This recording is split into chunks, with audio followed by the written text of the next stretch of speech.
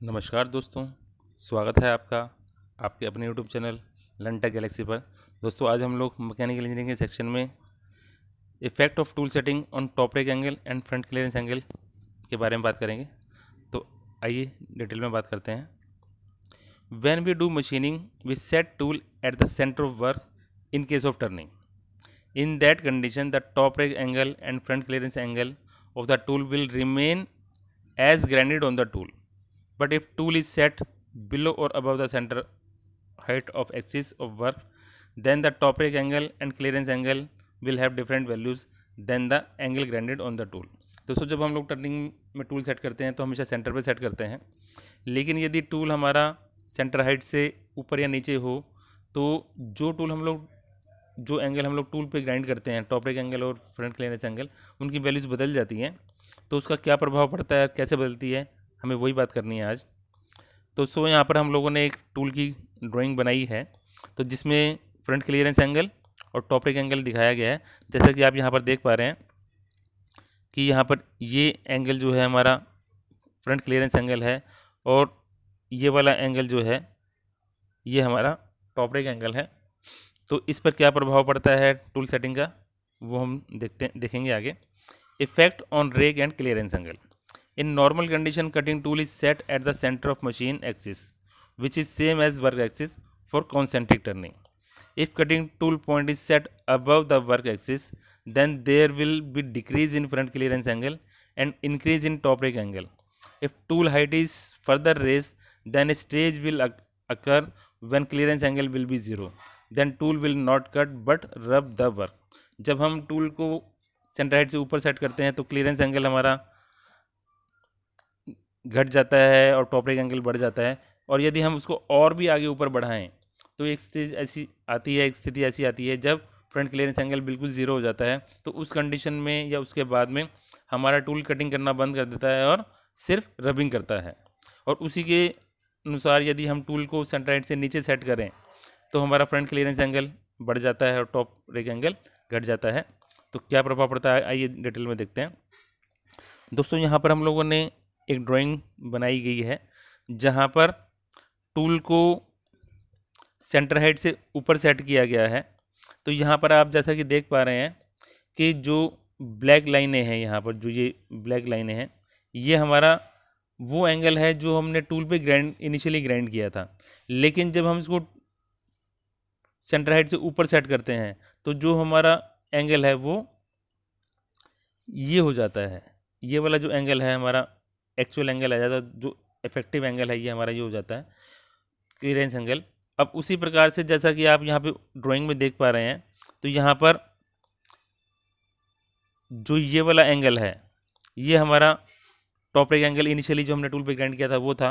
लेकिन फाइनली जब टूल को हम ऊपर सेट करेंगे तो हमारा एंगल इतना ज़्यादा बढ़ जाता है कि बहुत ज़्यादा प्रभाव पड़ जाता है। तो जब हम टूल से सेंटर हाइट से ऊपर सेट करते हैं तो क्लियरेंस एंगल कम हो जाता है और टॉप रेक एंगल हमारा बढ़ जाता है।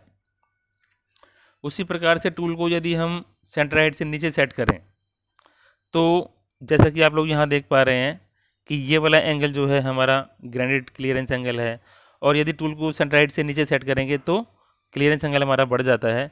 उसी प्रकार से जो ये वाला एंगल है हमारा, ये हमारा ग्राइंडेड एंगल है, लेकिन जब हम टूल को सेंटर हाइट से नीचे सेट करते हैं तो एक्चुअल टॉप रेक एंगल यहाँ पर बहुत कम हो जाता है, जैसा कि यहाँ पर दिखाया गया।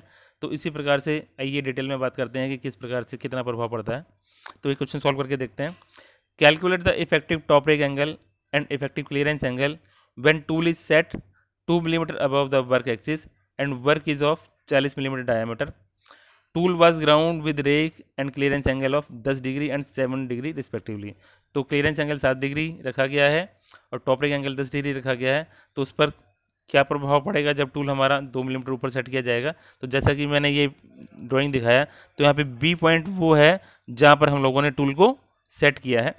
तो यहाँ पर आप जैसा कि ट्रायंगल बनाई गई है ओ ए इजकल टू 20 मिलीमीटर, क्योंकि जो वर्क का जो डायमीटर है वो 40 मिलीमीटर है तो ओ ए 20 मिलीमीटर हो जाता है और टूल को 2 मिलीमीटर ऊपर सेट किया गया है।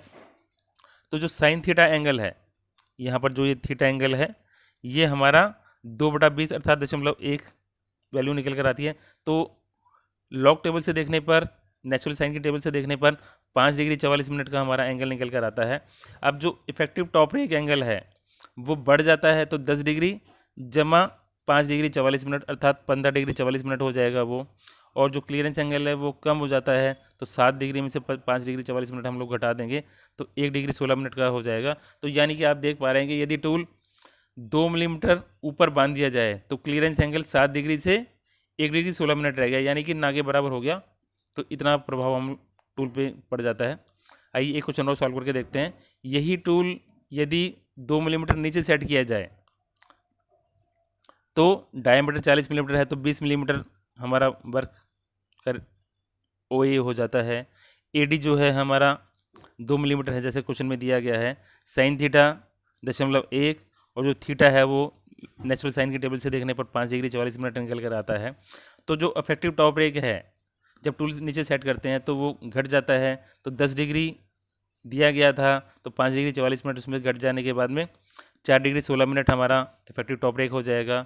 और जो इफेक्टिव क्लियरेंस एंगल है वो बढ़ जाएगा, तो 7 डिग्री जमा 5 डिग्री 44 मिनट, तो वो 12 डिग्री 44 मिनट हो जाता है। तो इस प्रकार से हमारा जो एंगल है यदि टूल को नीचे सेट करें तो क्लियरेंस एंगल बढ़ जाता है और टॉप रेक एंगल घट जाता है।